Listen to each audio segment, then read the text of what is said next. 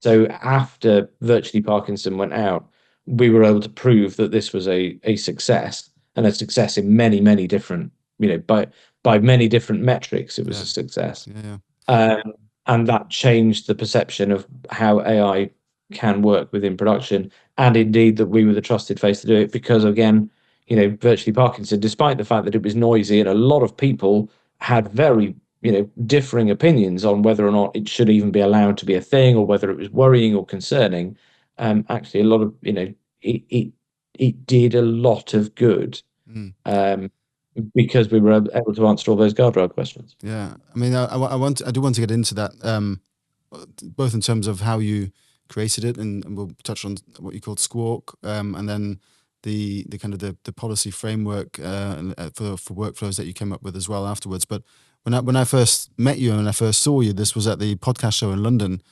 and you demoed and you spoke about Virtually Parkinson, together with Mike Parkinson, the son of Michael Parkinson, your your business partners, obviously, as well.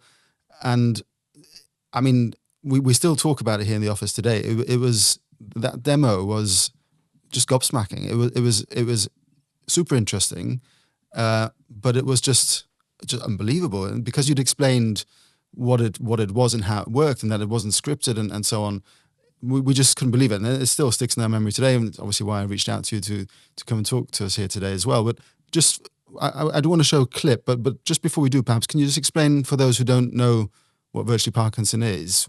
What is it? How can people picture it? And then we'll show a clip as well. So Virtually Parkinson is at its essence is a chat show that is hosted by an AI representation of Sir Michael Parkinson. So it uses Sir Michael Parkinson's voice, and it is all of the unscripted conversation is driven on the AI side by an AI brain that is trained on Sir Michael Parkinson's interviewing techniques.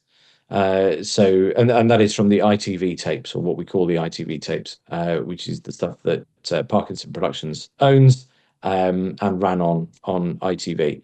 And so what we had was a live celebrity guest in the studio, and we built a piece of software which, as you mentioned, was called Squawk, which allowed for a guest to have a conversation and be interviewed by AI Parky.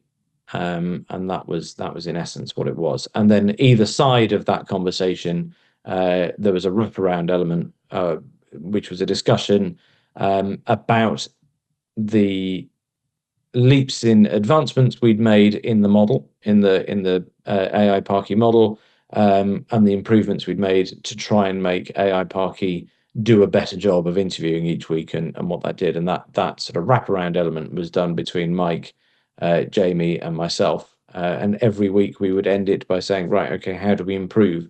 And it was also exploring the celebrity guests' relationship with AI, on either side. So we would always do a debrief with them that said, okay, so how did you find that? What was the most interesting? What was the bit you didn't like?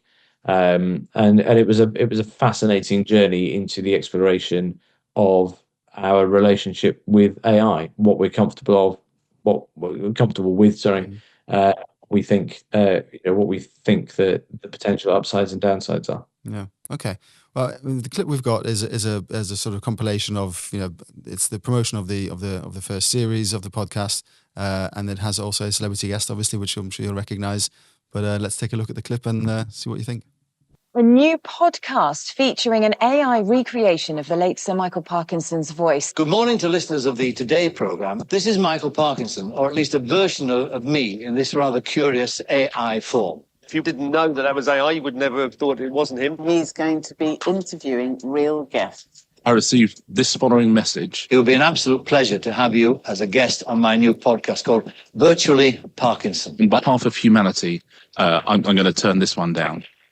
Ladies and gentlemen, please welcome my first guest on Virtually Parkinson, Jason Derulo. How did your family respond to your dreams? Did they nurture that creative spirit in you? Great question. Without those same sacrifices that he made, I wouldn't be here today. Wow. That took a left turn. I fractured my C2 vertebrae. I had to make a way out. There's also a part of me that doesn't want my son to feel the way that I felt. I'm curious about how you've found this interview process. The way that you were able to ask the questions felt like you knew me. And now I really want to listen to it. That's pretty crazy. Yeah, I mean, I love this video. Obviously, it's edited together to kind of show various aspects and promote the episode. But I think the first thing that struck me was just the actual, also self-awareness of Virtual Parkinson, to know that he's in this curious format, as he puts it. And I remember you saying at the time when I first saw you at the podcast show, this is not scripted. You're not feeding into the voice to tell it what to say. It generates that through its AI, right? Yes, yeah. So it listens to what you say. It analyzes what you say, and it comes up with a question based on its learning of previous interviews that Michael gave, Sir Michael gave. Yeah, and obviously that process can go in therefore any direction, because you're not telling the AI what to ask and what to say, so it can go in certain directions. I mean, for anybody who hasn't watched an episode before, they are obviously available on YouTube as well, and take a look there. Again, as I say, absolutely fascinating. But just to get an impression of not just the type of questions being asked, it's the camera and the tone in the voice. It's the short breaks in between where he sort of that style where he sort of slightly readjusts himself and repositions the question a little bit, and it is just so accurate. So how did that develop over time? And obviously I mentioned Squawk as well. Tell us a bit more about how that actually was made possible. Yeah, I mean that was essentially it. We took 100 hours of ITV interviews to work out the interview style that we fed into the model.